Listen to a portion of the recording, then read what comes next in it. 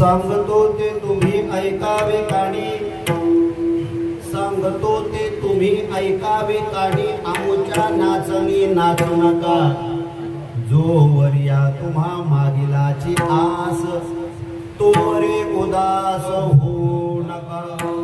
तुका म्हणे काय वाया विन धिंड, तुका म्हणे काय वाया विन धिंड, पती ना गोविंद दोन्ही नाही, जोवर या तुम्हा मागिलाची आस, तोवरी उदास होऊ नका.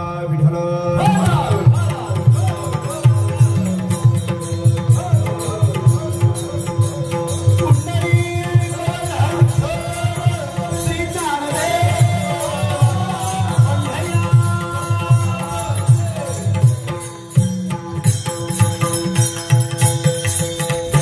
महायोग पीठे तटे भीमरच्या, वरम पुंडरीकाय दातो मुनींद्रये, समागत तिष्ठन्तमानंद कंदं, परब्रह्मलिंगं भजे पांडुरंग.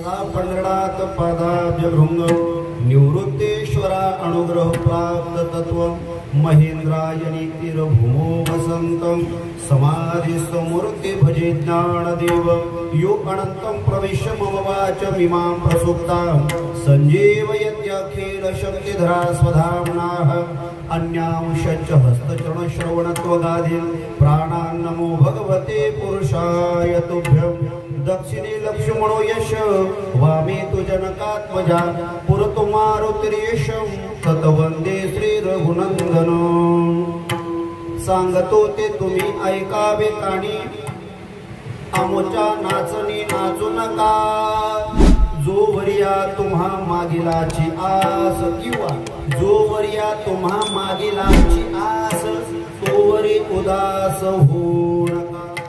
प्रस्तुत प्राप्त प्रसंगी माऊली महावैष्णव श्री ज्ञानोबराया शांती ब्रह्म असणारे एकनाथ महाराज वारकरी संप्रदायाचे मानलेले मानबिंदू श्रीमंत श्री जगद्गुरु तुकोबराया संप्रदायाचा असणारा आराध्य दैवत पंढरनाथ परमात्मा थोडासा रिप्लाय कमी करतो नॉर्मल माझ्या माहितीचा आणि परंपरा ज्या परंपरेला वैष्णव आणि वारकरी परंपरा असं म्हटलेलं आहे या परंपरेनं ज्या असणाऱ्या आश्रित विचाराचा संग केलेला आहे कैवल्य सम्राट ज्ञान चक्रवर्ती ज्ञानोबरायांनी भगवान परमात्म्याच्या मुखारविंदातून आलेली गीता आणि या गीतेवर केलेलं त्या ठिकाणी भाष्य तिचं नाव आहे ज्ञानेश्वरी आणि या सगळ असणाऱ्या महाराष्ट्राच्या नव्हे भारत भूमीच्या नव्हे तर संपूर्ण असणाऱ्या साता समुद्राच्या असणाऱ्या पलीकडं ज्या विचारानं या असणाऱ्या जगतामध्ये एक विशिष्ट प्रकारची क्रांतीची ज्योत प्रज्वलित केली असा असणारा श्रेष्ठ असणारा जो ग्रंथ आहे त्या ग्रंथाला ज्ञानेश्वरी असं नाव दिलेलं आहे.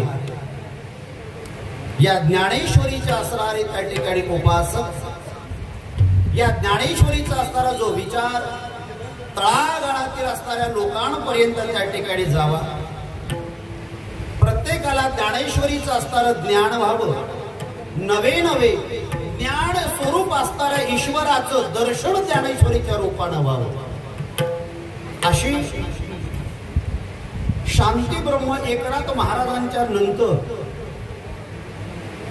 म्हणजे जी 14व्या शतकामध्ये श्री संत ज्ञानोबरायांनी ज्ञानेश्वरीची असणारी जी शुद्ध प्रत शांती ब्रह्म एकनाथ महाराजांच्या स्वाधीन केली यानंतर ज्ञानेश्वरीची असणारी पावित्रता ज्ञानेश्वरीची असणारी तेजस्विता ज्ञानेश्वरीच्या अनुषंगाने असणारी जी भाव परागता फक्त माझ्या माईकचा समाजापर्यंत ज्यांनी प्रकट केली किंवा ती प्रकट करण्याची असणारी ज्यांची संकल्पना आहे प्रातस्मरणीय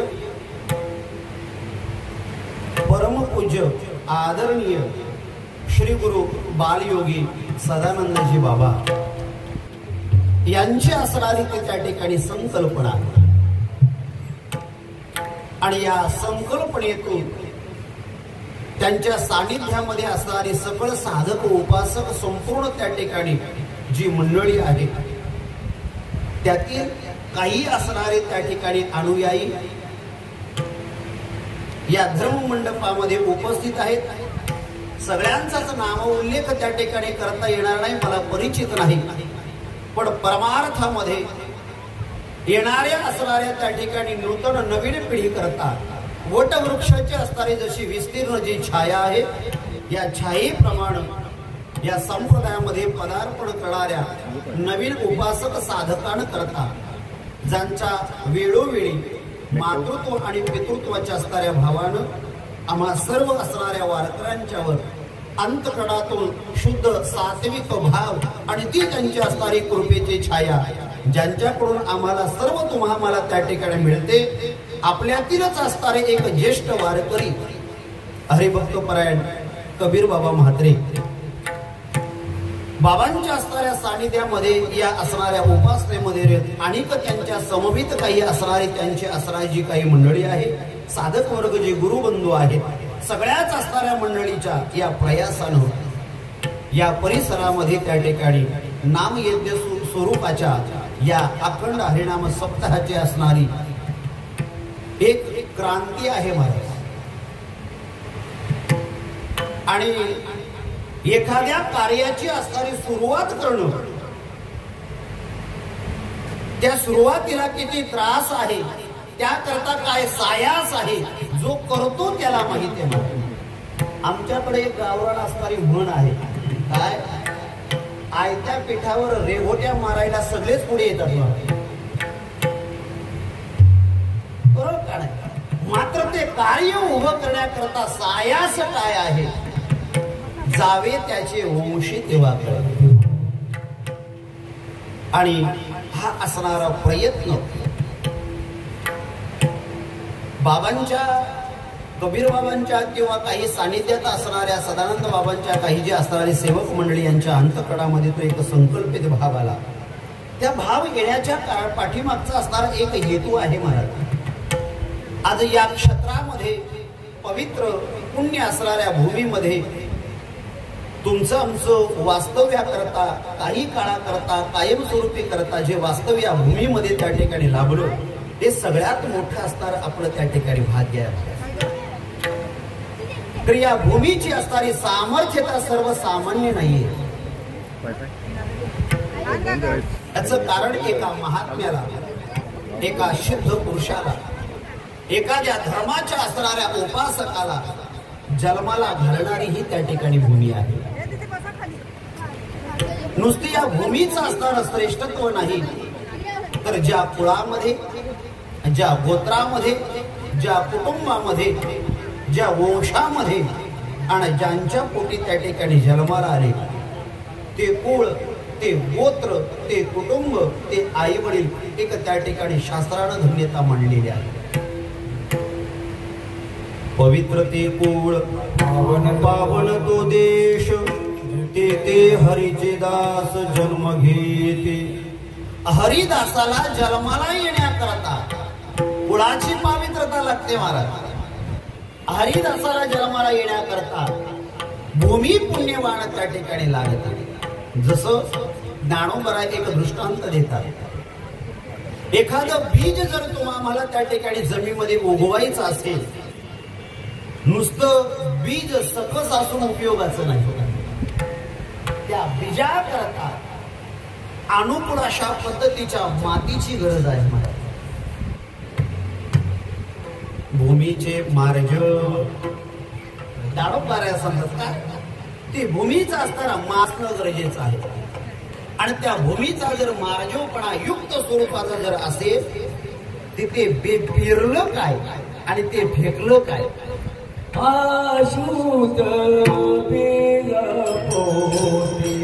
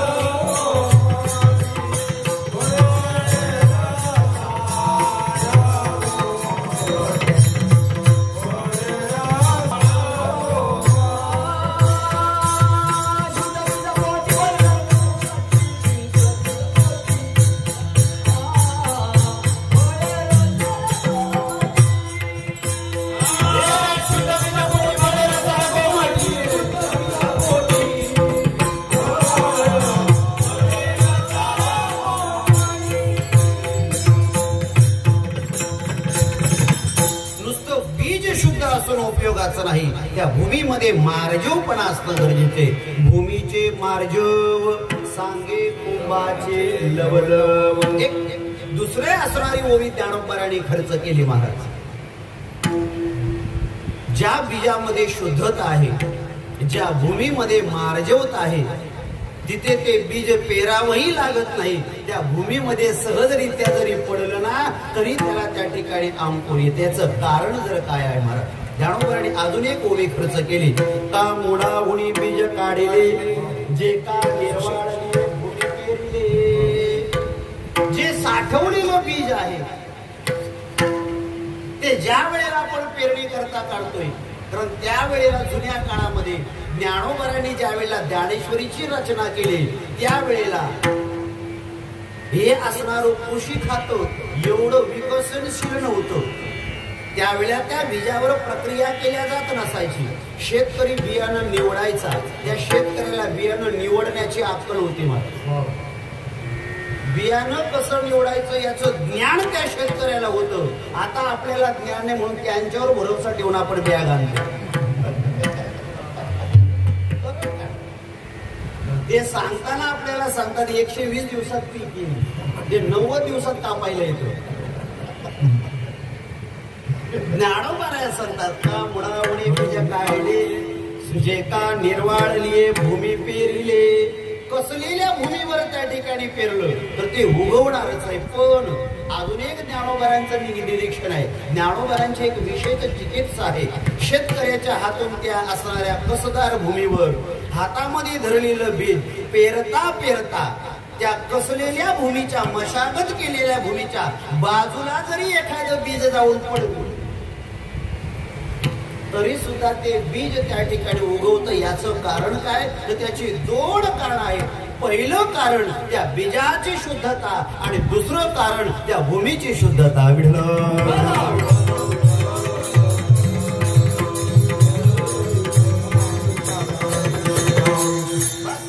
या पद्धतीने या ज्ञानोबांच्या असणाऱ्या न्यायाप्रमाणे बाबांचं असणारं त्या ठिकाणी जीवन आहे महाराज. एक हरिभक्ताचं जीवन आहे, एक साधकाचं जीवन आहे, एक वैष्णवाचं जीवन आहे आणि एक योग्याचं जीवन आहे.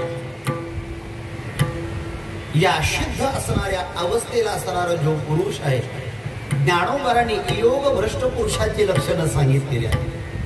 साधू जन्माला येण्याकरता, जन्माला येऊन साधू होण्याकरता महाराज एका जन्माचं नाही, जन्मांतरीचे साधनेचं पुण्य लागतं. कशाचं पुण्य लागतं? जन्मोजन्मांतरीच्या साधनेचं पुण्य लागतं. त्या दिवशी साधू जन्माला येतो.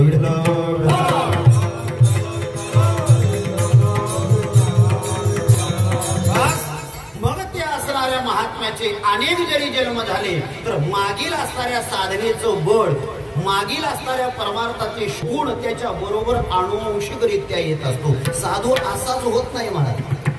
आता बऱ्याच लोकांना त्या ठिकाणी वाटतं काय, साधू लोकांचं, बाबा लोकांचं बरं आहे बुवा. आता मलाही बरेच लोक म्हणतात बाबा तुमचं बरं आहे बुवा, एक नाही ना 2 नाही मत. आता काय माहितीये त्यांना, तुमच्या घरी प्रपंचामध्ये तुमची 2 मुलं असतील, 1 पत्नी असेल, अजून त्यामध्ये जर त्या ठिकाणी असले तर 2-4 सभासद असतील प्रपंचाचे. तुम्हाला तेवढ्यांना सांभाळावं लागतं. आम्हाला अख्ख्या समाजाला तोड द्यायचे महाराज. काय अनेक विचाराची माणसं. साधू होणं सोपं नाही. साधू होण्याकरता त्याच्या असणाऱ्या पूर्व जन्मांतरीचं पुण्य, साधनेचं बळ त्याच्या पाठीशी उभे असतं. तो साधू त्या ठिकाणी होतो. येण्याकरता कशावरून त्या ठिकाणी तर त्या भूमीला आणि त्या बीजाला, जसं आपण मगाशी पाहिलं दोघांचंही श्रेष्ठत्व आहे, त्या पद्धतीनं संतती, जन्माला आलेली संतती आणि त्या संततीला जन्माला घालणारी त्या ठिकाणी ती कूस, ते कूळ, या दोघांचा असताना त्या ठिकाणी श्रेष्ठत्व तुकोबाराय मांडतायत. आपुल्या हिता जो असे जागता, धन्य माता पिता.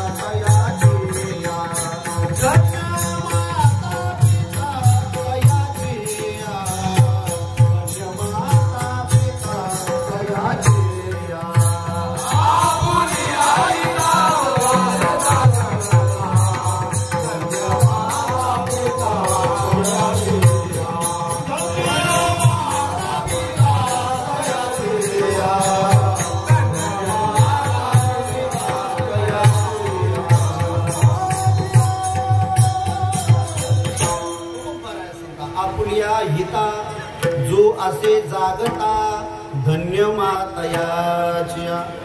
कोणाची आई वडील त्या ठिकाणी धन्य आहे? जो स्वतःच्या आत्महिताकरता जागा आहे त्याच्याकरता. आपल्या हिता म्हणजे कोणतं हित आहे? आत्महित आहे माय. जो स्वतःच्या आत्महिताकरता जागृत आहे, सतर्क आहे, दक्ष आहे, अशा असणाऱ्या संततीला जन्माला घालणारी माता पिता त्या ठिकाणी धन्य आहेत. पुत्राची कर्तबगारी आहे, पण कर्तबगारीचं श्रेय तुकोबराने माता पित्याला दिलेलं आहे. एक इथं दिलं, यात नवल नाही मला. रामायणाचा असताना त्या ठिकाणी सिद्धांत आलेला आहे. ज्या वेळेला प्रभू रामचंद्रांनी राजा जनकाच्या असणाऱ्या वाड्यातील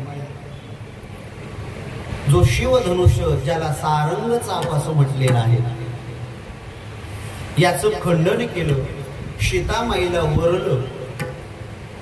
कोणीतरी जाऊन परशुरामजींना सांगितलं, काय म्हणे ध्यानात बसला,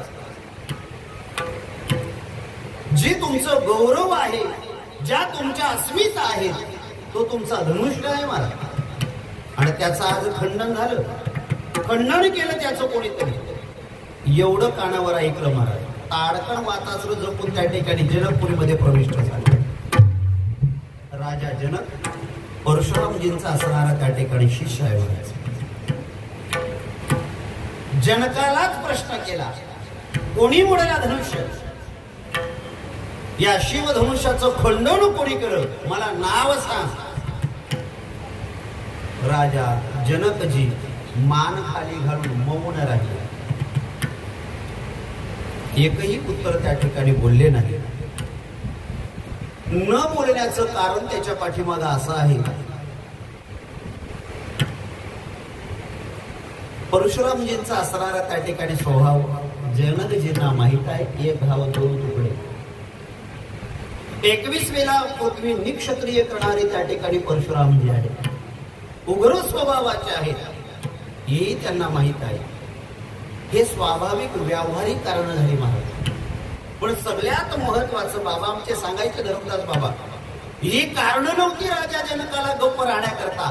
सगळ्यात मोठं कारण राजा जनकाचं त्या ठिकाणी गप्प राहण्याचं एकच होतं, त्याच्या मुलीच्या असणाऱ्या कुंकुवाचा प्रश्न होता माझा.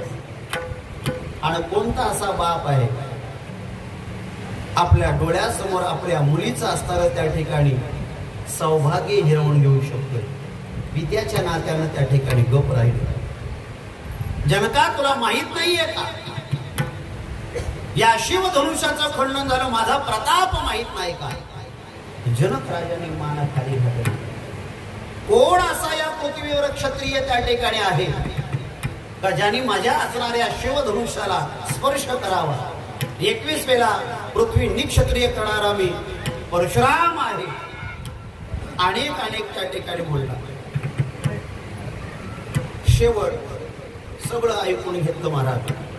आणि लक्ष्मण दादाला ते सहन झालं नाही.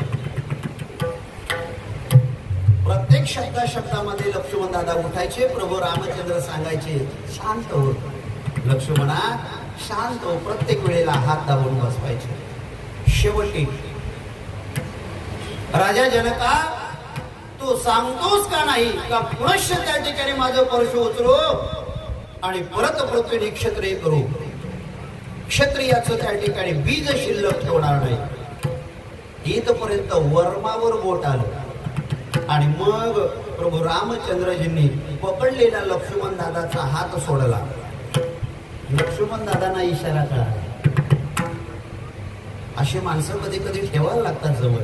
सगळी सात्विक माणसं सांभाळून ठेवून आपल्याला धर्मजागृती करता येणार नाही. कधी कधी गुरगुरणारी पण जवळ ठेवावा लागतो. काय तर शास्त्रामध्ये जे न्याय सांगितले त्यातला एक न्याय आहे उष्टलोक कुटील न्याय. या न्यायाकरता गुरगुरणारी पण जवळ ठेवायला लागतात. गुरगुरणारा गुण पण जवळ ठेवावा लागतो. तसं प्रभू रामचंद्राने लक्ष्मण दादाला सांभाळलं. वेळ आली त्यावेळेला मोकळं केलं. लक्ष्मण दादा उठले. पहिल्यांदा नमस्कार केला ब्राह्मण म्हणून. मुनिवर, तुम्ही ब्राह्मण आहात, तुम्ही सिद्ध पुरुष आहात, तुम्ही ऋषी आहात. आणि तुमच्या मुखारविंदातून हे शब्द त्या ठिकाणी आम्हाला योग्य वाटत नाही, तरी क्षमा मागतोय. कोण आहे म्हणया? जनक राजाला विचारतात, कोण म्हणया? कोणती अशी आई आहे का जिला तिची पूस रिकामी करायची आहे? आणि मग लक्ष्मण दादा मात्र त्याच्या मूळ स्वभावावर आले. मुळीवर कपाळावर लावलेला गोपीचंदनाचा असणारा जो टिळा आहे त्यावर हात फिरवा. गळ्यामध्ये घातलेला ज्या रुद्राक्षाच्या माळा आहेत त्या बाजूला काढून ठेवा. खांद्यावर अडकवलेला असणारा जे यज्ञोपवीत आहे त्याला बाजूला ठेवा. आणि मग तुम्हाला दाखवतो सुमित्रा मातेच्या दुधात किती ताकद आहे. गो ब्राह्मण प्रतिपालक असणाऱ्या रघुवंशाची आमची संतती आहे, आमच्यावर संस्कार आहेत. गुरु ब्राह्मणाचं संवर्धन करणं आमचा क्षत्रियाचा असणारा धर्म आहे. पण जर तुम्हाला वाटत असेल क्षत्रियाची जर शक्ती पाहायची असेल तर ते परशु बाजूला ठेवा, तो जानवा बाजूला ठेवा, ते तिलक लावलेलं आहे त्याच्यावर हात किंवा पुसून